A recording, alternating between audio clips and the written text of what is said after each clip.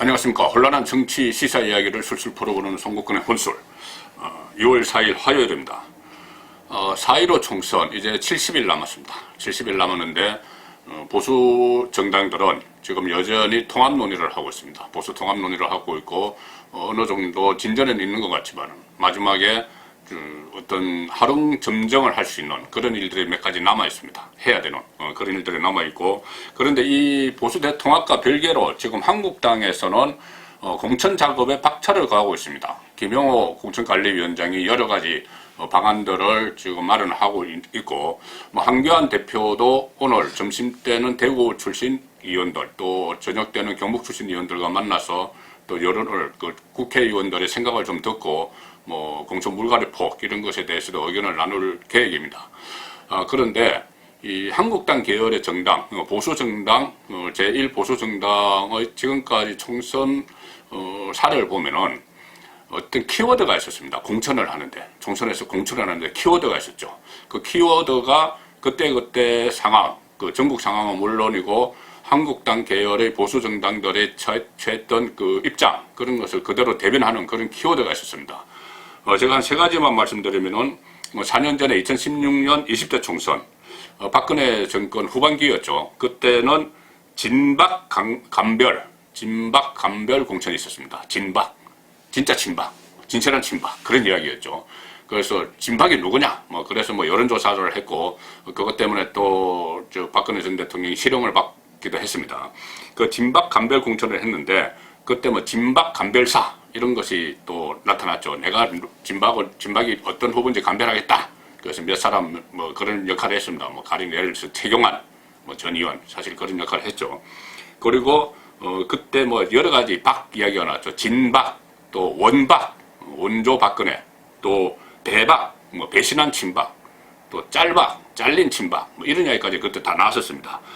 그래서 그때 박근혜 전 대통령 입장에서는 정치권에 친박 세력을 계속 남겨놓기 위해서 진박 감별 공천을 시도를 했던 것이죠. 그리고 그때로부터 또 4년 전 2012년 19대 총선 때는 이명박 정부 말기였습니다. 이명박 정부 말기였는데 이명박 전 대통령이 자장으로 이끌던 친이계, 친이명박계, 친MB계가 공천 학살을 당했습니다. 대통령이 아무리 말기지만은, 임기 말기지만은 대통령이 있는 계보가 공천 학살을 당했죠. 그때 새누리당은 지금 한국당의 전신이죠. 새누리당은 비상대책위원회 체제였는데 위원장이 박근혜 위원장이었죠. 박근혜 위원장이 비대위를 이끌면서 현역 의원 물갈이에 나섰는데 그때 대부분 친이계 의원들을 쳐냈습니다. 그래서 친이계 대학살 이렇게 불렸죠. 그런데 박근혜 비대위원장이 친이계를 대학살시킨 이유가 또 있습니다. 그때로부터 또 4년 전으로 다시 거슬러 올라가면은 2008년 18대 총선 때죠. 그때는 이명박 대통령 정부 초기였습니다. 상당히 권력이 살아있을 때죠. 첫 해입니다. 첫 해에 총선이 치러지니까 이명박 정권에서 그 라이벌 관계에 있었던 친박계를 대학살했습니다. 친박근혜계 현역 의원들을 학살을 했죠. 그래서 그때 친박계가 대거 탈락을 했을 때 박근혜 전 대통령, 그때 친박계를 이끌던 박근혜 대표가 그런 이야기를 했죠. 국민도 쏟고 나도 쏟았다. 살아서 돌아오라. 이런 이야기를 했고, 그렇게 되니까 친박 연대, 공천에서 탈락한 서청원 이런 김무성 이런 그 의원들이 친박 연대도 만들고 친박 무소속 연대도 만들어서 진짜 살아 돌아왔습니다. 줄줄이 살아 돌아왔습니다. 자, 그런 키워드가 있었는데, 공천 키워드가 있었는데, 그렇다면은 21대 총선, 4월 15일에 치러지는 21대 총선에서 자유한국당의 키워드는, 공천 키워드는 뭘 것이냐? 저는 영남 대학살, 이것이 공천 키워드가 되지 않을까 싶습니다. 영남 쪽의 현역 국회의원들이 대거 개멸적으로 공천에서 탈락하는 그런 사태가 좀 일어날 가능성이 높다고 봅니다. 물론 앞으로 진행될 보수 통합 논의, 여기에 대해서 또 변수가 생길 것이고 여러 몇 가지 변수가 있겠지만은 현재 전체적인 기로는 영남 출신 한국당 현역 의원들은 살아남는 사람이 극소수일 것이다. 그렇게 볼 수밖에 없는 몇 가지 징후들이 나타나고 있습니다. 자, 일단 왜 영남 출신이 그 학살이 돼야 되느냐. 그것은 그 한국당 안에서 논의가 일어나고 있는 이야기인데, 이유는 뭐 뻔합니다. 그겁니다. 그 영남 지역이 뭐 보수의 텃밭이었죠. 텃밭이었는데 현재는 저 보수가 몰락했습니다. 그 몰락한 원인이 결국은 영남 지역 국회의원들이 제대로 대처하지 못해서 이명박 박근혜 정권도 무너지고 전직 대통령 두 사람 구속까지 되는 그런 사태까지 온 거 아니냐. 그런 책임론에서 벗어날 수 없는 것이고, 또 하나는 이 보수 정당의 지지 기반인데 TK도 그렇고 PK도 그렇고 지난번 2018년 6.13 지방선거를 통해서 지방 권력을 거의 뺏겼습니다. 뭐 대구와 경북만 자치단체장만 살아남았고 그 광역자치단장 시장과 도지사만 살아남았고 나머지는 상당히 많이 뺏겼죠. 뭐 부산, 울산, 경남 같은 경우는 자치단체장, 광역단체장도 다 뺏겼습니다. 그런 상황에서 또 문재인 정권이 부산, 경남을 텃밭으로 해서 탄생을 했죠.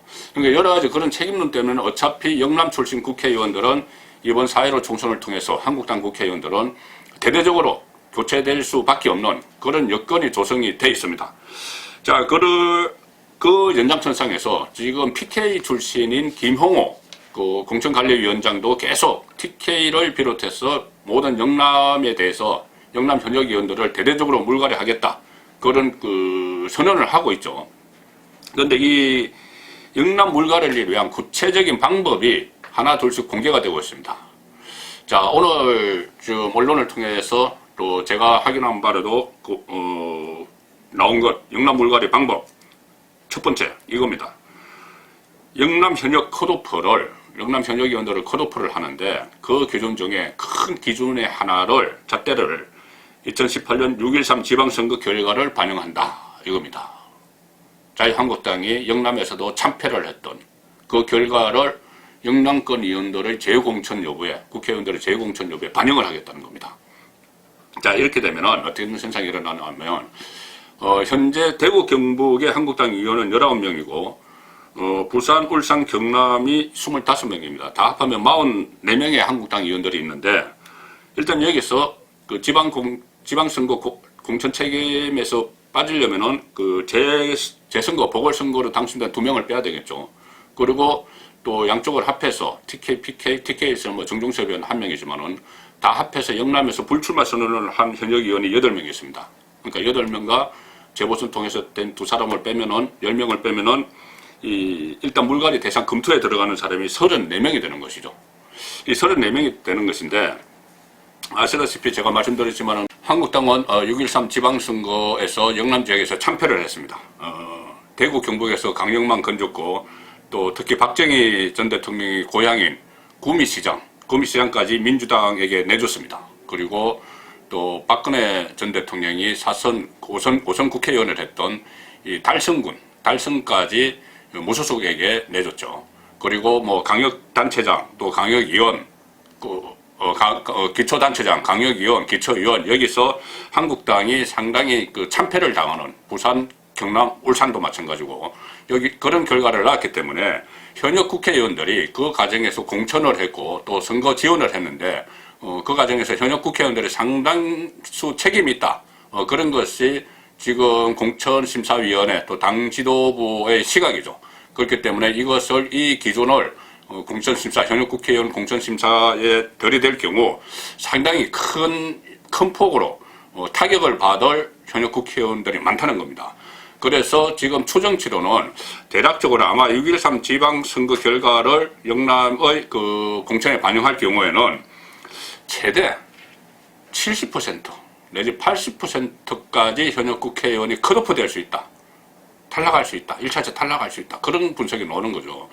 지금 황교안 대표가 현역 국회의원 교체 비율을 50% 이렇게 이야기하고, 그러니까 컷오프 30%와 자동적으로 그 불출마하는 이런 의원들까지 다 하면은 한 절반 정도 50%가 물갈이 될 거라는 이야기를 했는데, 영남 지역에서는 70 내지 80%까지 현역 국회의원들이 공천을 못 받을 수 있다.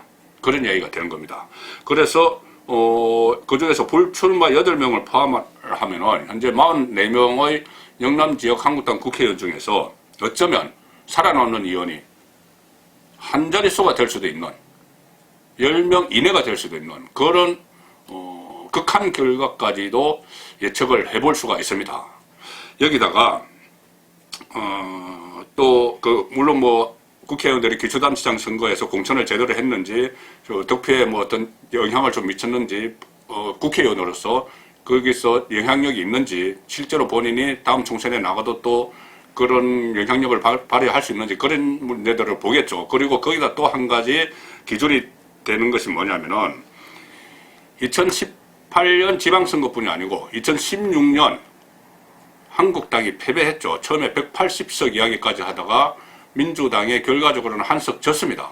그 패배를 한 2016년 총선 책임론 이것까지 다시 거론이 됩니다.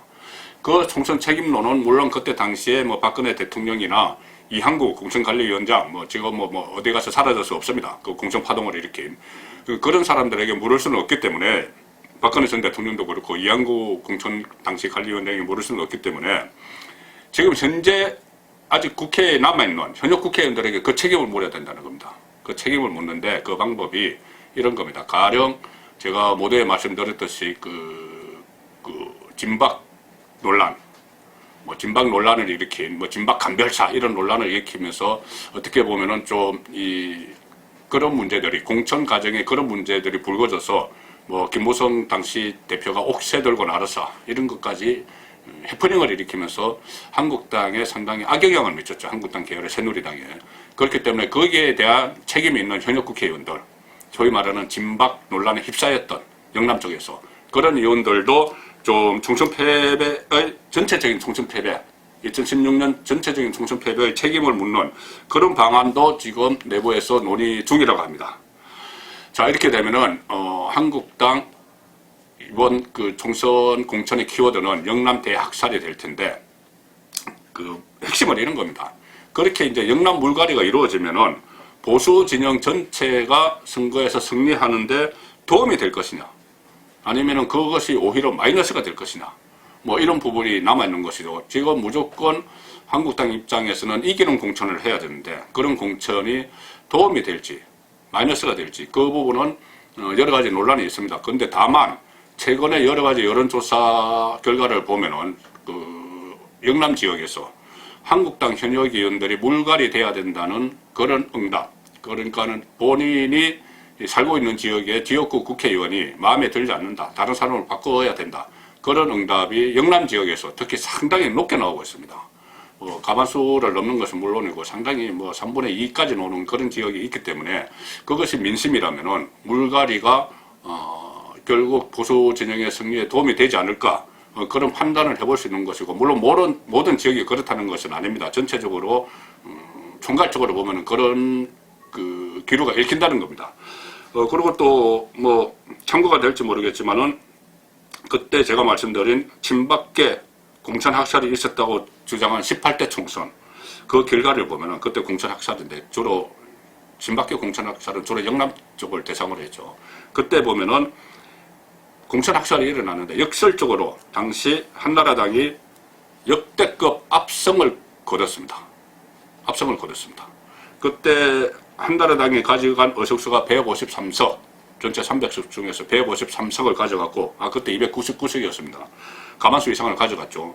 그리고 제가 말씀드린 친박연대, 또 친박무소속, 거기다가 김종필 전 총재가 이끌었던 자유선진당까지 다 포함을 하면은 3분의 2에 가까운, 약 200석에 가까운 의석을 범보수 정치 세력이 가져갔습니다. 물론 이번 선거에서 그런 일이 재현될지 안 될지 모르겠지만 일단 과거 사례에 그런 사례가 있었다는 것을 말씀을 드립니다. 송근의 혼술이었습니다.